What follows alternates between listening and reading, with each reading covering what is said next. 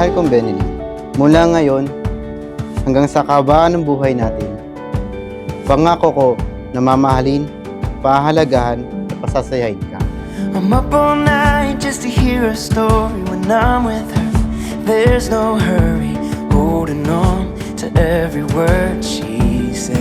Hi babe, finally, kahit struggle yung mga pinagdaanan natin, na-execute na rin natin yung wedding na pangarap na. Yak ako. Alam ko na madami tayong pinagdaanan na nung nanganak ko, yung during the preparation, pero ito, nagawa pa rin natin. Forever never feels too long. Kahit siguro wala na kami makain. At pasayahin niya lang ako. Okay na. Israel, pwede mo nang halikan ang iyong asawa. Feels like you could fly above when you're in love. Magiging iyong sandigan, iyong kasama at iyong mahal sa buhay. Mahal kong Benny, ikaw ang liwanag ng aking buhay. Pangako ko na mamahalin ka ng walang kondisyon. Pasasayahin ka at maging iyong forever. Was the easiest I do.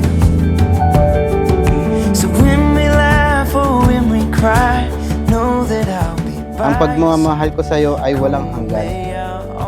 Pangako ko na mamahalin ka, pahalagahan ka, at maging iyong kasama sa habang buhay.